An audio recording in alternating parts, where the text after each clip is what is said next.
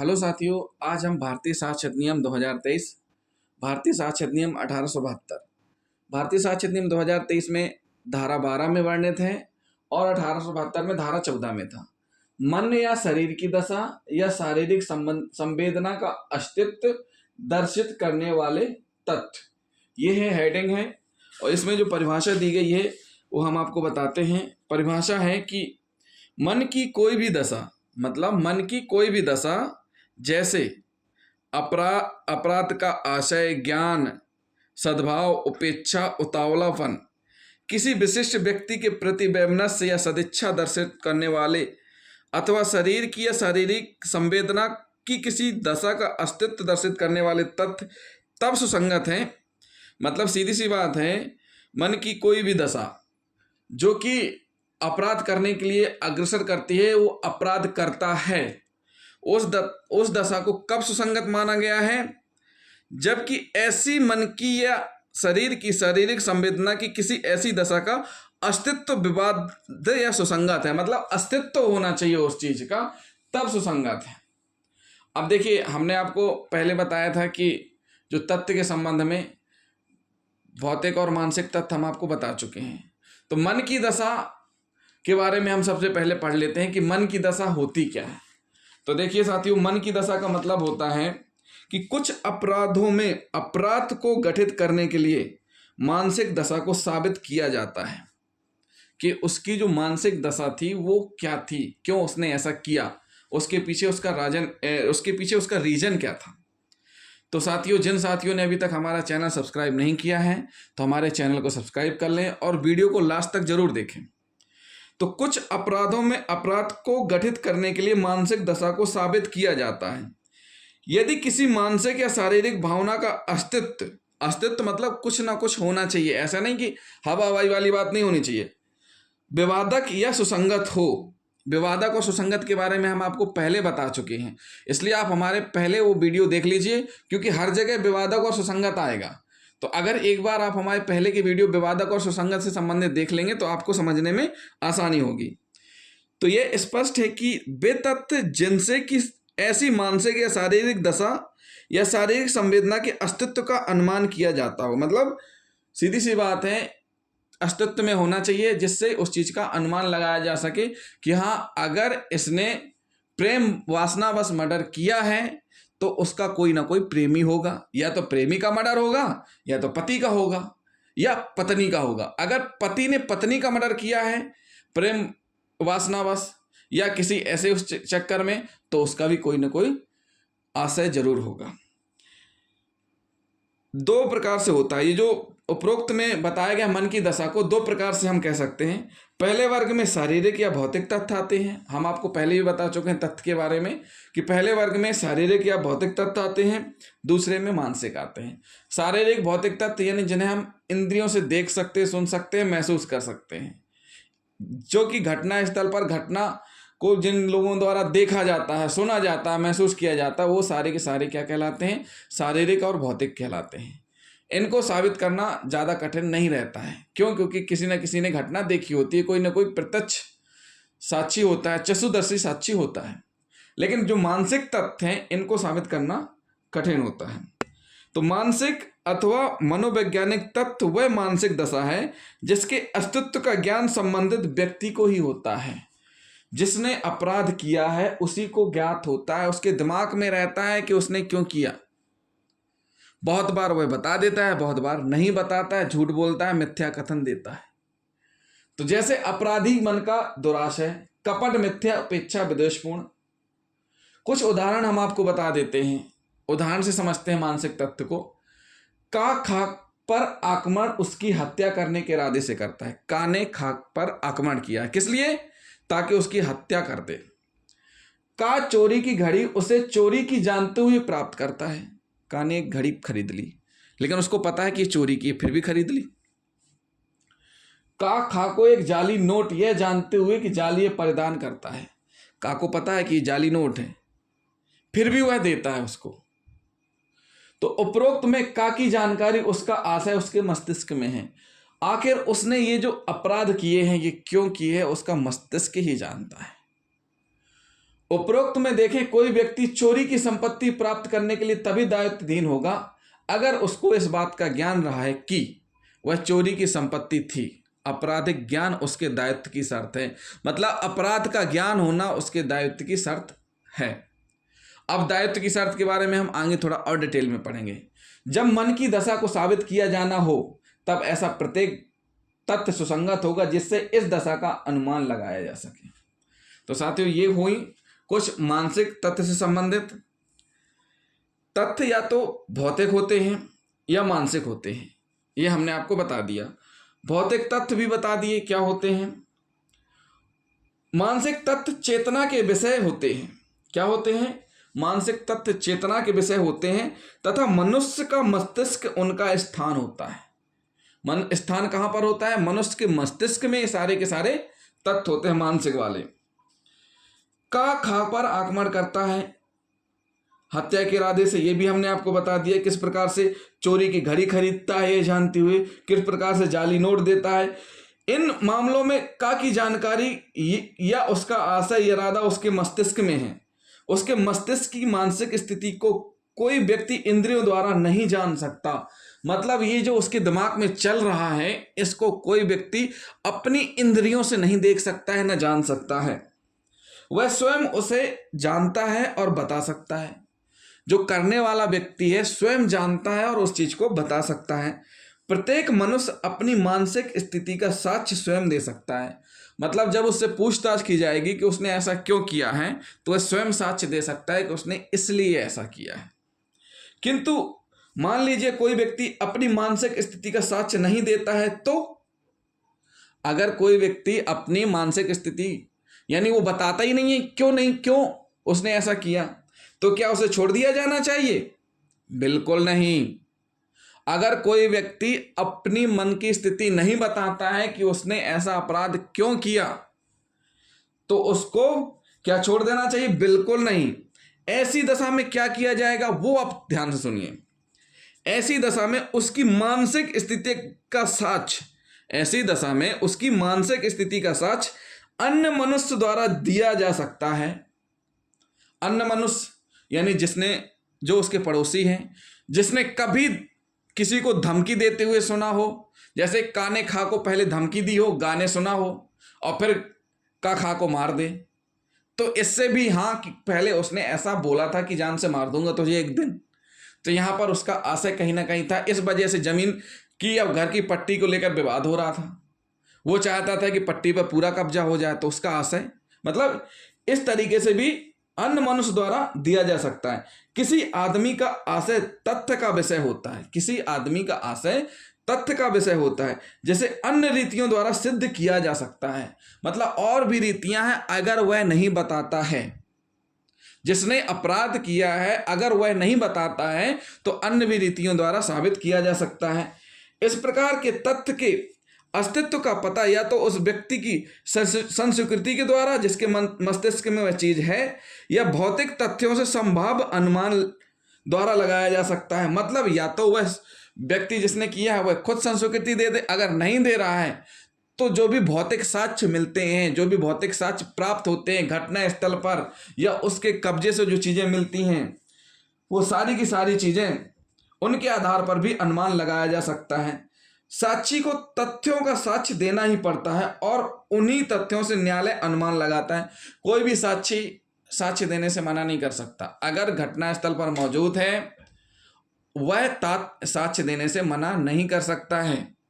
और साथ ही साथ जिसके पुलिस ने कथन लिए हैं उसको न्यायालय में जाकर के कथन देना ही पड़ेंगे। ऐसा नहीं हो सकता है कि वो बोल दे कि मैं न्यायालय नहीं जाना चाहता हूं। इस धारा के अंतर्गत मानसिक दशा की व्याख्या करने वाले तथ्यों का साक्ष्य दिया जाना ग्राह्य है। मतलब घटना स्थल में बहुत से लोग आपसी रंजिश के कारण घटना की जानकारी नहीं देते हैं, लेकिन जिनके द्वारा दे दी गई है, जिनके द्वारा बता दिया गया है पुलिस को, तो उस स्थिति में उनके द्वारा बाद में न्यायालय न जाने के लिए या न्यायालय में पेशी में उपस्थित न होने के लिए मना नहीं किया जा सकता है। इस धारा के अंतर्गत मानसिक दशा की व्याख्या करने वाले तथ्यों का साक्ष्य दिया जाना ग्राह्य है।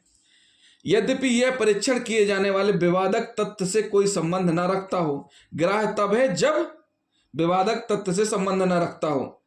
जहां तक इस सिद्धांत का संबंध है, सिविल और फौजदारी के केसों में कोई अंतर नहीं होता है। आपराधिक मामलों में कभी कभी वे बहुत महत्वपूर्ण होते हैं और दीवानी मामलों में भी, दोनों में ही वो काम करते हैं। ऐसे कौन कौन से हैं? जैसे विशेषकर कपटपूर्ण या विदेशपूर्ण आशय या असावधानी में बहुत महत्वपूर्ण होते हैं। अब हम पढ़ते हैं थोड़ा सा और आगे इसमें। ये हम मानसिक तत्व की तरफ ही चल रहे हैं, अभी हमने आपको कुछ उदाहरण से बताया। अब हम पढ़ते हैं कि दायित्व में मानसिक तत्व। अगर सामने वाले को ज्ञान है इस चीज का, अपराध का, तो उस स्थिति में क्या होगा? अधिकांश अपराधों और सिविल अपकृत्यों में अभियुक्त या प्रतिवादी की मानसिक दशा अपराध का महत्वपूर्ण तथ्य होती है। सीधी सी बात है, होती है। मानसिक तत्व या मन की दशा, या जिसे सामान्य दुराशय कहते हैं, दायित्व की अनिवार्य शर्त है। मतलब दुराशय होगा, जब तक दुराशय नहीं होगा जब तक अपराध कहाँ से आएगा? कहते हैं ना कोई अपराध जब तक अपराध नहीं माना जाएगा जब तक उसकी मनस्थिति मेंसर या दुराशय ना हो। उदाहरण के लिए, कोई व्यक्ति चोरी की गई संपत्ति को प्राप्त करने के लिए केवल तभी दायित्वहीन होगा अगर उसको इस बात का ज्ञान रहा हो कि वह चोरी की हुई संपत्ति है। आपराधिक ज्ञान उसके दायित्व की शर्त है। इसी प्रकार कोई व्यक्ति जाली सिक्का चलाने के लिए दायित्वहीन नहीं होगा जब तक कि उसे इस बात का ज्ञान न रहा हो कि सिक्का जाली था। मतलब किसी के पास नोट है, अगर उसको पता नहीं कि जाली नोट है, वो चला दे, तो जब तक उसको पता ना हो, अगर पता है तो दायित्वहीन माना जाएगा। एक सबसे अच्छा उदाहरण समझिए, सबसे अच्छा उदाहरण मैं आपको बता रहा हूं मानसिक दायित्वहीन वाला। देखिए, पालतू जानवर है, आपका पेट एनिमल्स है। पालतू जानवर जैसे घोड़ा, कुत्ता, बंदर। घोड़ा, कुत्ता, बंदर जिनको पाला है जिसने, वह उनकी अच्छाई बुराई सब जानता है। तो जैसे घोड़ा, कुत्ता, बंदर द्वारा पहुंचाई गई क्षति के लिए जानवर को पालने वाला व्यक्ति तभी दायित्वहीन होगा जबकि उसे उस जानवर के खतरनाक होने का ज्ञान रहा हो। मतलब उसको पता है कि यह कुत्ता खुला छोड़ा जाएगा, उसका पेट से किसी को काट लेगा, तो वहां पर मुलजिम कुत्ते को ना बना के उसके मालिक को बनाया जाएगा। अपराध के बहुत से मामलों में दायित्व के लिए आपराधिक आशय अनिवार्य होता है। एक और उदाहरण देख लीजिए। एक व्यक्ति हत्या के अपराध का दोषी होगा यदि उसने मृत्यु कारित करने के आशय से कोई चोट पहुंचाई हो। किसी व्यक्ति के मन की दशा उसकी गुप्त बात होती है। मतलब हत्या का दोषी कब है? जब उसने हत्या के इरादे से वो चीज की है। तो ये जो मन की दशा है बहुत गुप्त बात होती है। ठीक ही कहा गया है, किसी ने कहा है, एक वक्तव्य है, प्रेत भी नहीं जान सकता कि किसी व्यक्ति के मस्तिष्क में क्या विचार आ रहे हैं, ना कि वैज्ञानिक तरीका, ना ही कोई वैज्ञानिक तरीका। मतलब प्रेत भी नहीं जान सकता कि किसी व्यक्ति के मस्तिष्क में क्या विचार आ रहे हैं, ना कि कोई वैज्ञानिक तरीका है जिससे कि किसी व्यक्ति के मस्तिष्क को खोलकर उसमें लिखी हुई बात जानी जा सके। मतलब उसके मन में क्या है इस चीज को कोई नहीं बता सकता है। यहां तक कि ऐसा कोई विज्ञान भी नहीं आया, ऐसी कोई मशीन भी नहीं आई है कि उसको फिट किया जाए, उसके माइंड को रीड करके बता दे कि इसने ये अपराध इस कारण से किए हैं या आगे ये अपराध करने वाला है। तो अब किसी व्यक्ति के मन की दशा को साबित करने की कठिनाई स्पष्ट है, और इसकी मन की जो स्थिति है, दशा है, मानसिक तत्व है, उसको साबित करने के लिए ही यह धारा बनी है। अब बहुत सी चीजें आती हैं। अभी हमने बताया कि दायित्व में मानसिक तत्व। अब न्यायालय का विवेक। उपरोक्त धारा में कहा गया है, किसी सिद्धांत को प्रतिपादित नहीं करती, वरन यह धारा सारी बात न्यायालय के विवेक पर छोड़ देती है। सारांश में यह धारा कहती है, जब मन की दशा को साबित किया जाना हो तब ऐसा प्रत्येक तथ्य सुसंगत होगा जैसे इस दशा का अनुमान लगाया जा सके। मतलब सीधी सी बात है, अगर कोई व्यक्ति दूसरे प्रदेश से किसी दूसरे प्रदेश में पहुंच रहा है, वहां पर लूट डकैती करता है और फिर वापस जा रहा है, तो उसका कहीं ना कहीं अपराध करने का आशय ही था दूसरे क्षेत्र में जाकर के इस प्रकार कार्य करना और लूटपाट करना। तो उसके मन में ये चीज है कि उसको धन कमाना है, लेकिन किस तरीके से? गलत तरीके से। इस प्रकार प्रत्येक ऐसे तथ्य का साक्ष्य दिया जा सकता है जो कि मन की किसी विशिष्ट दशा की उपस्थिति या अनुपस्थिति को साबित कर सकता है। जैसे साबित करने के लिए एक व्यक्ति ने इस ज्ञान के साथ कि अमुक संपत्ति चोरी की वस्तुएं थीं, यह कि उसने अपनी पत्नी से उन वस्तुओं को छिपा देने के लिए कहा था। ये उदाहरण देखिए, ये बहुत बार हमें सुनने में देखने में आता है कि भैया साहब वो तो चोर, लेकिन घर आए, अपने घर में अपनी पत्नी को ये सामान दिया, लेकिन उनको नहीं पता कि ये चोरी का है, लेकिन उनके मिस्टर को जरूर पता है। पत्नी से उन वस्तुओं को छिपा देने के लिए कहा था, या कि उन वस्तुओं को बहुत कम मूल्य पर बेचना चाहता था। इन तथ्यों में उसके आपराधिक ज्ञान को दर्शाने की प्रवृत्ति है। अभियुक्त यह दर्शा सकता है कि उसने संपत्ति को उसके स्वाभाविक मूल्य से कम पर बेचने से इनकार कर दिया था, क्योंकि इससे यह स्पष्ट होगा कि संपत्ति पर उसका आधिपत्य सद्भावनापूर्ण था।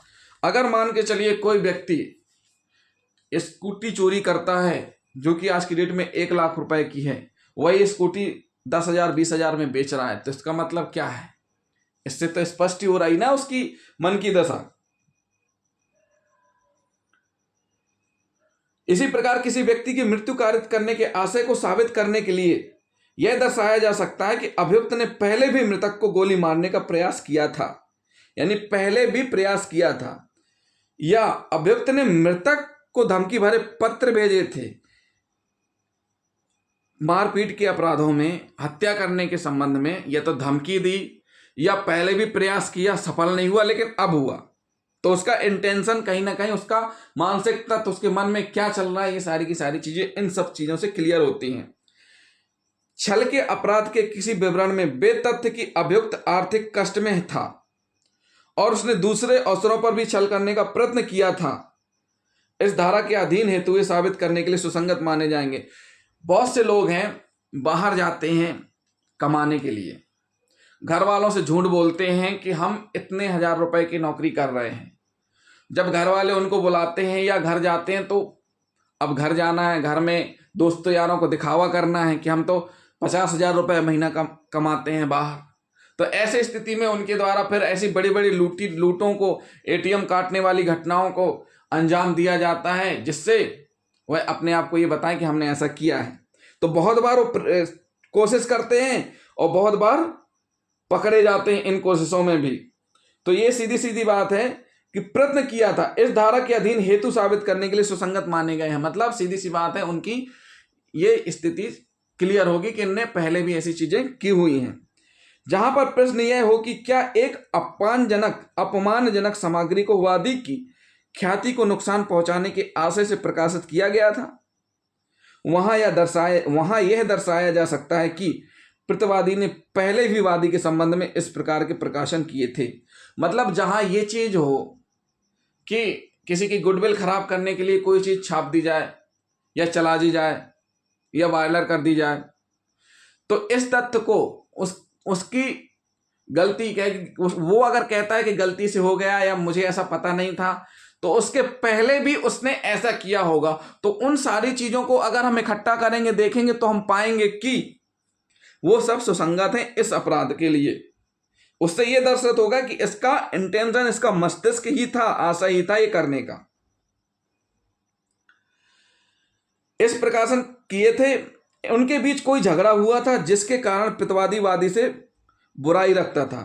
प्रतिवादी स्पष्ट करने के लिए उसका आशय वादी की ख्याति को नुकसान पहुंचाना नहीं था, यह दर्शा सकता उनके बीच पहले कोई झगड़ा नहीं हुआ था या उसने संबंधित बात को जैसे सुना था वैसे ही दोहराया था।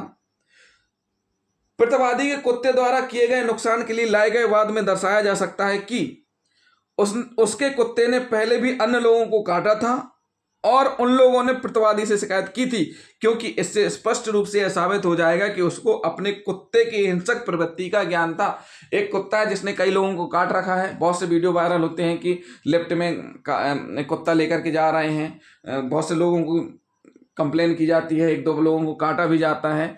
तो इस स्थिति में पहले भी हुआ है, तो ये माना जाएगा कि उसको उस चीज का ज्ञान था कि उसका कुत्ता काट लेता है, उसका कुत्ता ऐसा अपराध कर सकता है। तो वो सारी की सारी चीजें क्या रहेंगी, सुसंगत मानी जाएंगी। अब मानसिक दशा का प्रमाण दूसरे व्यक्ति के मन की दशा को संपार्श्विक तथ्यों कोलेटेरियल फैक्ट द्वारा साबित किया जा सकता है। इनको 3 भागों में विभाजित किया गया है। कैसे? पहला हम पढ़ लेते हैं। जहां अभियोजन आचरण के क्रम को साबित करना चाहता है, उसका आचरण चयन श्रृंखला के हिसाब से। दूसरा, जहां अभियोजन अभियुक्त के दुर्घटना या भूल के सुझाव का खंडन करना चाहता है, जहां पर यह साबित किया जाता है कि इसके द्वारा भूलवश ये काम नहीं किया गया है। जहां पर अभियोजन अभियुक्त द्वारा किसी तथ्य के ज्ञान को साबित करना चाहता है, जहां पर अभियोजन यह साबित करना चाहता है कि उसको पता था कि उसका कुत्ता काटता है और सामने वाला भले ही कहे कि उसको नहीं पता था, तो उस संबंध में वो सुसंगत तथ्य कि पहले भी ऐसी शिकायतें हुई हैं, पहले भी इनके खिलाफ मुकदमे हुए हैं, पहले भी इनके खिलाफ अभियोग चला है। तो हम कुछ और उदाहरण देखते हैं इसी संबंध में। का के ऊपर चोरी का माल जानते हुए कि वह चोरी का प्राप्त करने का आरोप लगाया। इस उदाहरण को अच्छे से समझिए। इसमें 2 पॉइंट हैं। पहला पॉइंट है कि उसने एक चोरी का माल प्राप्त किया। पहला पॉइंट क्या है? उसने एक चोरी का माल प्राप्त किया। दूसरा कि जिस समय उसने माल प्राप्त किया वह उसे चोरी का जानता था। 2 कंडीशन है कि मतलब कि उसने चोरी का माल प्राप्त किया, दूसरा जिस समय उसने माल प्राप्त किया वह उसे चोरी का जानता था। यह तथ्य कि का के कब्जे में चोरी का माल था प्रत्यक्ष साक्ष्य द्वारा साबित किया जाना चाहिए। यह साबित करने के लिए कि उसने माल चोरी का जानते हुए प्राप्त किया, इस बात का साक्ष्य दिया जा सकता है कि उसी समय पर का के कब्जे में और बहुत सा चोरी का माल था। मतलब सीधी सी बात है, उस व्यक्ति के पास और भी माल मिला हो चोरी का उसके अलावा, तो वह चीज अपने आप हो जाएगी कि इसका मतलब आप चोरी का ही माल खरीदते हैं जानते हुए। वो चीज कैसे साबित होगी चोरी का माल है? उसके पास बिल नहीं होगा, उसके दस्तावेज नहीं होंगे, उसने कहां से खरीदा ये बता नहीं पाएगा। तो ऐसी स्थिति में जब किसी चीज का डॉक्यूमेंट आपके पास नहीं है, आपके पास बाइक है, आप उसके डॉक्यूमेंट पेश नहीं कर पा रहे हैं, तो इसका मतलब क्या है आप सब जानते हैं। यह साबित करने के लिए उसने माल चोरी का जानते हुए प्राप्त किया था, बहुत सा चोरी का सामान मिल जाता है। तो ऐसी स्थिति में क्या है साबित हो रहा है? समान प्रकृति के कार्यों को अभियुक्त के मन की दशा जैसे आशय ज्ञान आदि को साबित करने के लिए उपरोक्त धारा के अंतर्गत साबित किया जा सकता है। मतलब जो समान प्रकृति के अपराध हैं, जैसे चोरी से संबंधित अपराध हैं, इनको साबित करने के लिए ये धारा बनी है। मन या शरीर की दशा, इससे अस्तित्व साबित होता है, इससे साबित होती हैं चीजें। अब हम आगे और पढ़ लेते हैं। पूर्ववर्ती और पश्चातवर्ती घटनाएं मानसिक दशा को के तथ्य को कैसे साबित करती हैं। इस धारा के अंतर्गत पूर्ववर्ती और पश्चातवर्ती दोनों घटनाएं मन की दशा को साबित करने के लिए ग्राह्य हैं। कैसे? किंतु पूर्ववर्ती घटनाएं विशेषकर उन कारणों को दिखाने के लिए अधिक ग्राह्य हैं जिन्होंने विवादग्रस्त घटना को जन्म दिया। भाई पूर्ववर्ती यानी घटना के पहले और घटना के बाद घटना घटित क्यों हुई, कुछ तो ऐसी बात हुई होगी, कुछ तो ऐसा बोला होगा, तब तो लड़ाई हुई। पूर्ववर्ती घटनाएं विशेषकर उन कारणों को दिखाने के लिए अधिक ग्राह्य हैं जिन्होंने विवादग्रस्त घटना को जन्म दिया। जैसे थाने कोई रिपोर्ट लिखाने जाता है तो यही पूछा जाता है कि लड़ाई हुई क्यों, तो वह बताता है कि हम घर से निकल रहे थे, सामने वाले ने हमें पुरानी रंजिश पे से गाली दे दी, यस हम जा रहे थे तो उसने हमसे ये चीज बोल दी या अपमानजनक गाली दे दी। क्यों दे दी? उसका रीजन पुरानी बुराई या बदले की भावना के साथ किया गया कृत्य। तो ये सारी चीजें रहती हैं कि मौका मिल गया, अकेले पा गया। नया दृष्टांत देख लेते हैं। ना और का मन की दशा को दर्शित करने वाले पूर्ववर्ती घटना के उदाहरण हैं। एक बाद में ये निर्धारित मूल से अधिक मूल्य पर व्यापारियों को नमक बेचने के द्वारा मूल नियंत्रण आदेश को तोड़ने के लिए परीक्षित किया गया। इसमें खा को उकसाने के लिए परीक्षित किया गया। परीक्षण के दौरान बहुत से व्यापारियों को संव्यवहार के बारे में बताने के लिए बुलाया गया जो कि आरोप का विषय नहीं था। यह धारण किया गया कि समव्यवहार का साक्ष्य ग्राह्य है। मतलब कि इसके द्वारा ऐसा किया गया क्या, उस संबंध में अन्य लोगों के भी बयान हुए, भले उस संबंध में उनका कोई नुकसान नहीं हुआ, कुछ नहीं हुआ, लेकिन उसने उन लोगों ने उस चीज की बताई बात है कि हाँ ऐसी चीजें हुई थी। अब इसमें जो घटनाएं हैं, पूर्ववर्ती और पश्चातवर्ती घटनाएं, इनमें दो चीजें रहती हैं मेन। पहला रहता है आशय और दूसरा रहता है जानकारी या ज्ञान। आपराधिक मामलों में आशय या आपराधिक आपराधिक मन स्थिति आपराधिक कृत्य का आवश्यक तत्व है। कहा जाता है कि कोई कृत्य अपराध तब तक नहीं कहा जाएगा जब तक यह ना साबित कर दिया जाए कि वह कार्य आपराधिक मन स्थिति के साथ किया गया है। इसी प्रकार दीवानी मामलों में कपट तथा विद्वेषपूर्ण अभियोजन में आशय एक आवश्यक तथ्य है। कोई कार्य सासे किया गया या दुर्घटनावश हो गया, यह प्रश्न अक्सर विवादित प्रश्न होता है। अभियुक्त अक्सर यह बचाव लेता है कि प्रश्नगत कार्य आशय के साथ नहीं किया गया था। अभियुक्त के आशय का पता उसके सहवर्ती आचरण या क्रियाकलाप के आधार पर निकाले गए अनुमान के आधारों पर लगाया जा सकता है। मतलब उसका पहले का आपराधिक रिकॉर्ड, उसका क्रियाकलाप, उसके आस पड़ोस के लोगों के कथन, इन सारी चीजों के आधार पर भी लगाया जा सकता है। जानकारी या ज्ञान, आपराधिक मनस्थिति के साथ साथ ज्ञान या जानकारी भी अभियुक्त को दोषी बनाने का आवश्यक तथ्य है। मतलब उस अपराध के बारे में जानकारी होते हुए अपराध करना। वे सभी तथ्य या अभियुक्त के आचरण जो कि उसकी जानकारी या ज्ञान का अनुमान लगाने में सहायक हैं, इस धारा के अंतर्गत सुसंगत होते हैं तथा किसी वाद या विधिक कार्रवाई में साबित किए जा सकते हैं। अब इसमें एक उदाहरण जो चल ही रहा है उसको फिर से दोहरा लेते हैं। कैसे? का चुराया हुआ माल यह जानते हुए कि वह माल चुराया हुआ प्राप्त करने का अभियुक्त है, यह साबित कर दिया जाता है कि उसके कब्जे में विशिष्ट चुराई हुई चीजें थीं। इसके साथ एक चीज और हम आपको बता देते हैं। इसी में एक और उदाहरण है कि खा के कुत्ते द्वारा जिसका हिंसक होना खा जानता था, किए गए नुकसान के लिए खा पर वाद लाता है। यह तथ्य कि कुत्ते ने पहले भा, मां तथा यह या को काटा था तथा यह तथ्य कि उन्होंने खा से शिकायत की थी, कुत्ते की हिंसक प्रवृत्ति की जानकारी साबित करने के लिए सुसंगत है। यह चीज लानी पड़ेगी। अब उसके बाद हम इसमें पढ़ते हैं आगे, मन की दशा में सद्भाव, दुर्भाव तथा कपट। कपट को अभिव्यक्ति तथा सकारात्मक सबूत के द्वारा साबित नहीं किया जा सकता। कैसे नहीं साबित किया जा सकता? सकारात्मक सबूत के द्वारा। यह स्वभाव गुप्त गतिविधि है। कपट, उसके अंदर कपट है, कभी भी धोखा दे सकता है, कभी भी धोखे से जमीन अपने नाम करवा सकता है। एक व्यक्ति किसी कार्य के करने में सद्भाव का अनुमान सामान्यतः उन कार्यों से लगाता है जिससे कार्यों को उचित ठहराया जाता है।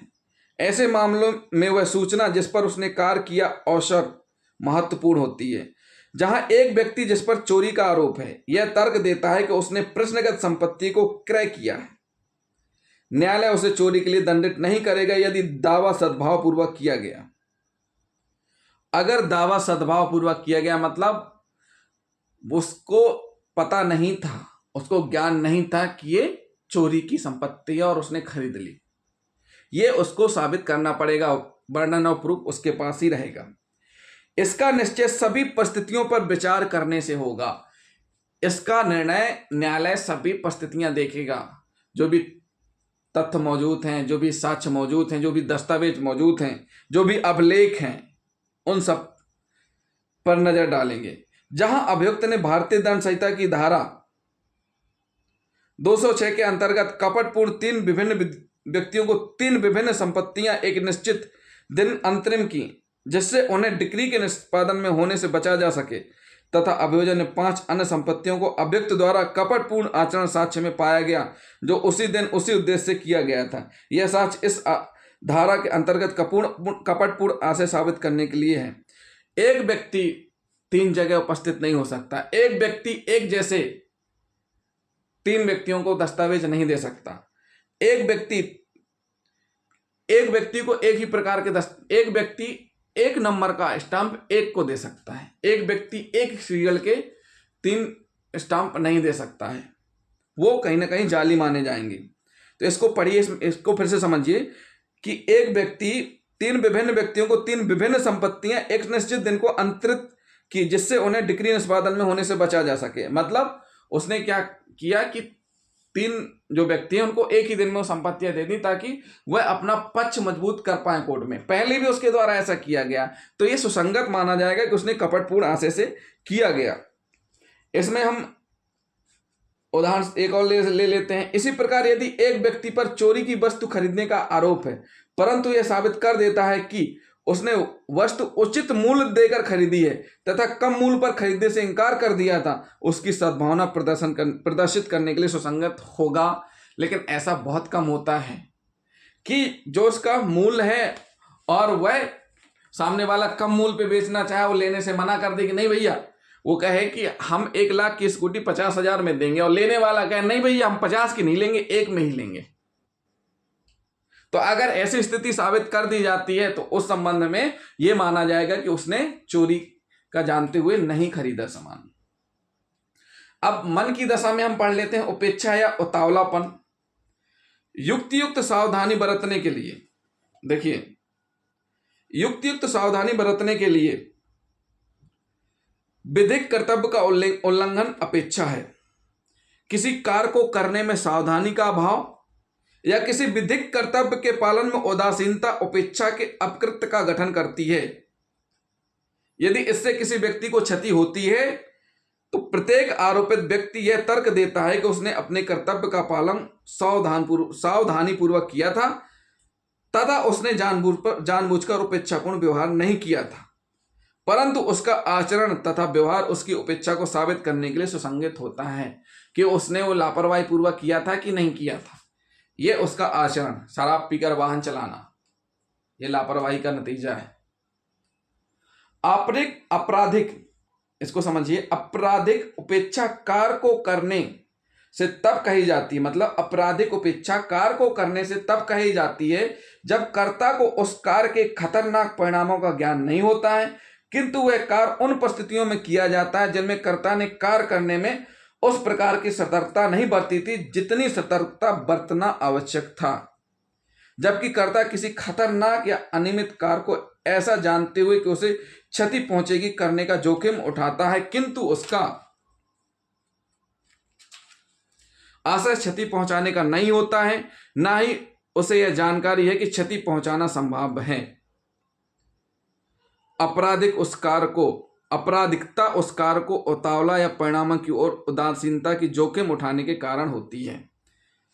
तो साथियों, इसको एक बार और हम आपको समझा देते हैं कि आपराधिक उपेक्षा कार्य को करने से तब कही जाती है, कब कही जाती है, जब कर्ता उस कार्य के खतरनाक परिणामों का ज्ञान नहीं होता, उसको खतरनाक परिणामों का ज्ञान नहीं होता है, किंतु वह कार्य उन परिस्थितियों में किया जाता है जिनमें कर्ता ने कार्य करने में उस प्रकार की सतर्कता नहीं बरती, परंतु उसको ये पता नहीं है कि इससे ऐसा होगा, लेकिन उसने लापरवाही जरूर बरती है उस कार्य को करने के लिए। इसमें कुछ उदाहरण हम देख लेते हैं। कुछ मामलों में वादी को दुर्घटना का सही कारण ज्ञात न होने से बड़ी कठिनाई होती है तथा वह एकमात्र प्रतिवादी जिसने दुर्घटना की है के ज्ञान में होता है, उसके मन में होता है, उसके मस्तिष्क में होता है दुर्घटना से संबंधित। मतलब सीधी सी बात है, दुर्घटना का सही कारण उसके मन में वही बता सकता है। वादी दुर्घटना तो सिद्ध कर सकता है, परंतु प्रतिवादी द्वारा इस संबंध में उपेक्षा सिद्ध करने के लिए वह यह सिद्ध नहीं कर सकता कि दुर्घटना कैसे हुई। रेस इप्सा लोक्यूटर के सिद्धांत द्वारा इस कठिनाई को दूर करने का प्रयास किया जाता है, अर्थात प्रतिवादी को यह सिद्ध करना होता है कि दुर्घटना उसकी उपेक्षा के कारण न होकर किसी अन्य कारण से हुई थी। पुष्पाबाई पुरुषोत्तम ओदेसी बनाम messrs Ranjit ginning and pressing company private limited में पुरुषोत्तम तुलसीदास ओदेसी नामक एक व्यक्ति की मृत्यु मोटर गाड़ी दुर्घटना में उस समय हुई जब वह प्रतिवादी की गाड़ी में यात्रा कर रहा था। दुर्घटना प्रतिवादी के मैनेजर द्वारा गाड़ी को अंधाधुंध तथा उपेक्षापूर्ण ढंग से चलाने के कारण हुई थी। मृतक की पत्नी तथा उसके बच्चों ने नुकसान प्राप्त करने के लिए वाद किया। उच्चतम न्यायालय ने निर्णय दिया कि वाद के इन तथ्यों पर रेस इप्सा लोक्यूटर का सिद्धांत लागू होता है तथा प्रतिवादी को सिद्ध करना था कि दुर्घटना उसकी उपेक्षा के कारण नहीं हुई है।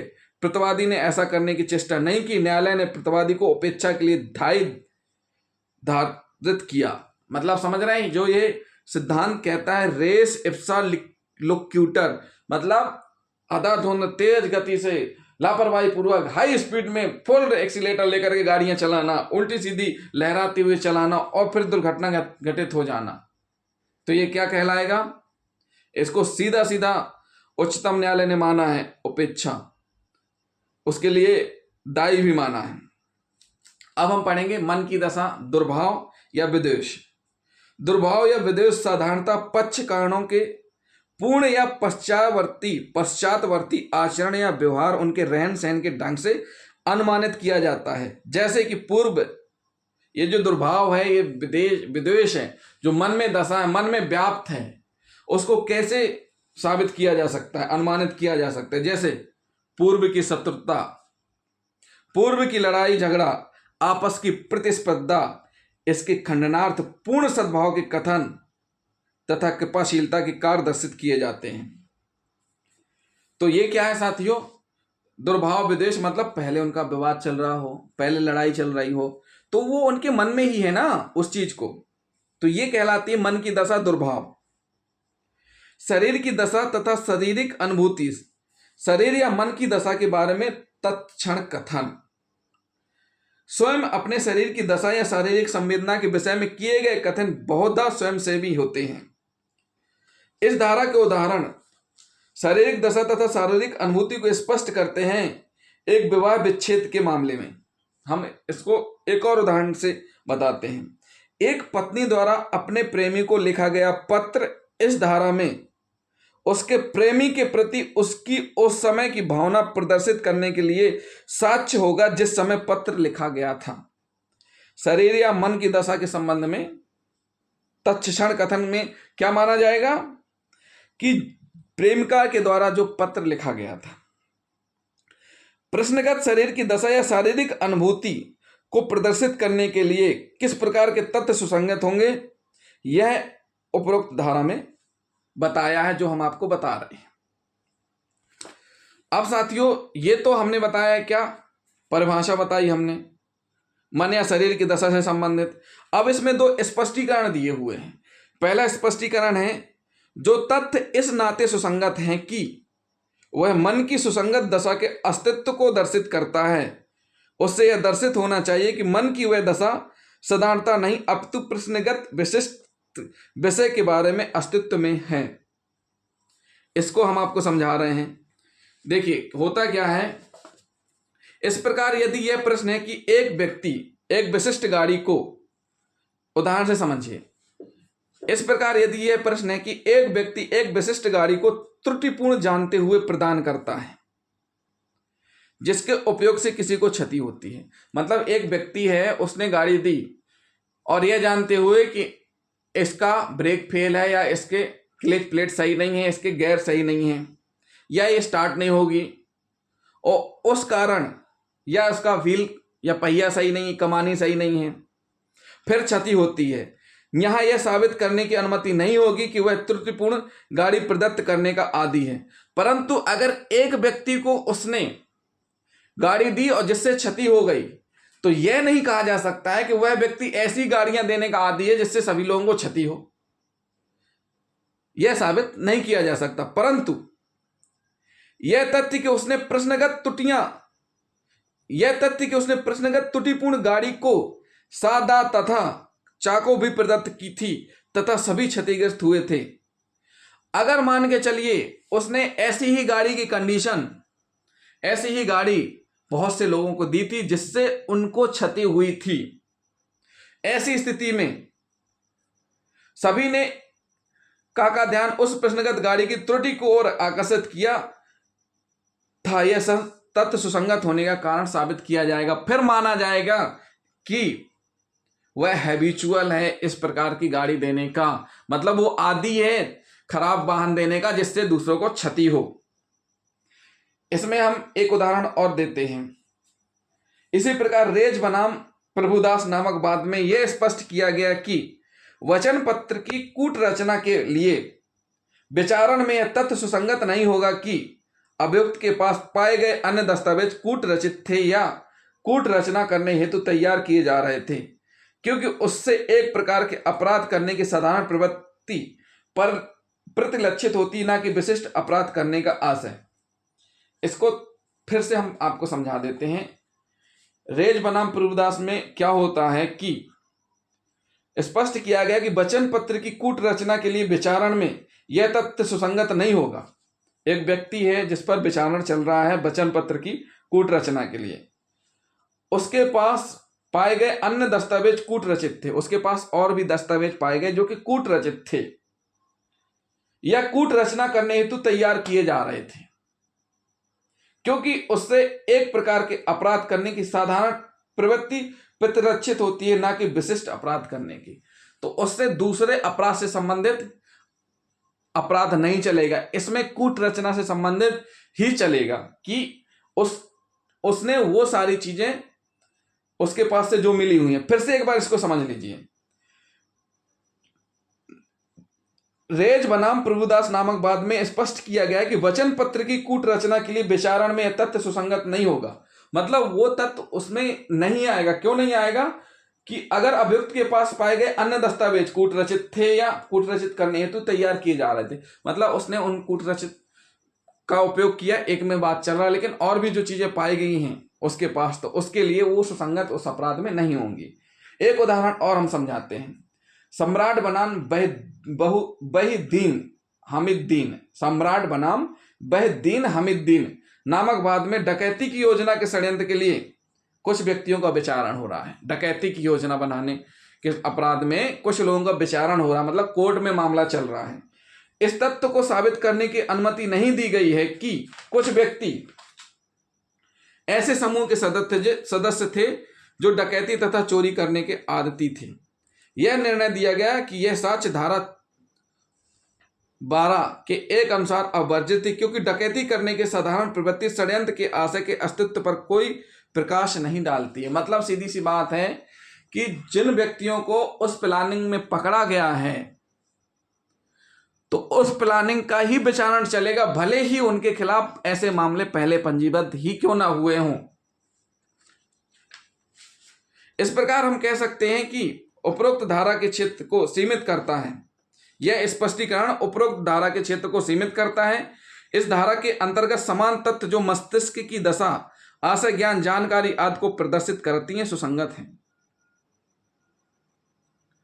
अब फिर से कोई चोरी वाला उदाहरण इस धारणा में कैसे बैठता है हम समझाते हैं। इस स्पष्टीकरण फर्स्ट में कैसे बैठता है हम समझाते हैं। आप पर चोरी की वस्तु चोरी की जानती हुई प्राप्त करने का आरोप है, या यह तथ्य कि इसी समय उसके पास चोरी की अन्य वस्तुएं थी, सुसंगत होगा। उसका कारण यह है कि चोरी की एक भाग वस्तु किसी के पास अचानक या गलती से आ सकती है। उसका रीजन क्या है? रीजन इसलिए है कि भाई चोरी की एक वस्तु गलती से आ सकती है, परंतु यदि व्यक्ति के पास 20, 30, 40, 50 चोरी की वस्तुएं पाई जाती हैं तो इस बात की संभावना कम है कि उनके बारे में यह नहीं जानता था कि वह चोरी की नहीं है। तो समझ में आया साथियों स्पष्टीकरण फर्स्ट जो वह बोल रहा है। अब हम समझ लेते हैं स्पष्टीकरण 2 सेकेंड इसी धारा का। पूर्व दो सिद्धियों का साक्ष्य क्या कह रहा है? स्पष्टीकरण सेकेंड, पूर्व दो सिद्धियों का साक्ष्य, किंतु जबकि किसी अपराध के अभियुक्त व्यक्ति के विचारण में इस धारा के अर्थ के अंतर्गत उस अभियुक्त द्वारा किसी अपराध का कभी पहले किया जाना सुसंगत हो, तब ऐसे व्यक्ति को पूर्व दो सिद्धि भी सुसंगत तथ्य होगी। ये बोल रहा है इस सेकंड में। इसको हम आपको समझाते हैं, समझिए कैसे। स्पष्टीकरण सेकंड के अनुसार अपराध की पूर्व दो सिद्धि तभी सुसंगत होगी जब अपराध का पहले या पूर्व में किया जाना सुसंगत है। दूसरे शब्दों में, जब कोई शरीर की दशा या शारीरिक अनुभूति प्रश्नगत के प्रश्नगत है। उदाहरण के लिए जब एक व्यक्ति पर सामूहिक रूप से डकैती करने के लिए डकैतों के समूह का सदस्य होने का आरोप है, तो इस धारा के अंतर्गत उसकी पूर्व दोष सिद्धि का सबूत ग्राह्य होगा, क्योंकि उसका संदर्भ अभियुक्त के विरुद्ध लगे अपराध की प्रकृति से है। मतलब कोई व्यक्ति है जिस पर एक आपराधिक मामले दर्ज हैं जो कि उसी प्रकार के अपराध करता है, तो वहां क्या होगा, ग्राह्य होगा उसका आपराधिक रिकॉर्ड, उसके द्वारा किए गए पूर्व में अपराध, जो कहते हैं ना कि आपराधिक रिकॉर्ड लगा दो, वो वह इस धारा में ग्राह्य होंगे कि उसकी मन की दशा, उसकी शारीरिक दशा को ये दर्शित करेंगे। तो ये हुए क्या, स्पष्टीकरण 2। अब इसमें हम एक और चीज आपको हम समझा देते हैं जो नई आई है, समरूप तथ्य क्या होते हैं भाई। अब समरूप तथ्य समझ लीजिए। समरूप तथ्य को हम उदाहरण से समझा सकते हैं। कैसे, ये हमने बताया हुआ है समरूप तथ्य के बारे में। एक व्यक्ति पर खराब क्वालिटी का घी बेचने का आरोप है, उस व्यक्ति ने अन्य व्यक्तियों को भी खराब क्वालिटी का घी बेचना समरूप तथ्य है। मान लीजिए कि एक व्यक्ति है, किसी व्यक्ति पर खराब क्वालिटी की बियर बेचने का आरोप है, उस व्यक्ति द्वारा अन्य व्यक्तियों को खराब बियर बेचना एक समरूप तथ्य होगा। इसी प्रकार यदि किसी व्यक्ति पर चोरी करने का अभियोजन लाया जाए तो उसके द्वारा अन्य अवसरों पर की गई चोरी एक समरूप तथ्य होंगे, मतलब एक जैसे अपराध उसने किए होंगे। इसी प्रकार किसी डॉक्टर पर असावधानी पूर्वक एक शल्य चिकित्सा करने के लिए वाद लाया जाए तो अन्य मामलों में उसके द्वारा असावधानी पूर्वक की गई शल्य चिकित्सा एक समरूप तथ्य होगी। तो साथियों, ये हुआ मन या शरीर की दशा या शारीरिक संबंधना अस्तित्व दर्शित करने वाले तथ्य। और समान तथ्यों का साक्ष्य तब अपवर्जित नहीं किया जा सकता है। इसमें एक लास्ट चीज बची है और आपको हम समझा देते हैं। साक्ष्य ग्राह्य है या नहीं, साक्ष्य ग्राह्य है या नहीं, यह उसकी श्रेणी पर निर्भर नहीं करता, बल्कि इस तथ्य पर कि वह बात को साबित करने की कितनी ताकत रखता है। मतलब साक्ष्य ग्राह्य है या नहीं, यह उसकी श्रेणी पर निर्भर नहीं करता, बल्कि इस तथ्य पर कि वह बात को साबित करने की कितनी ताकत रखता है और कितना माकूल है।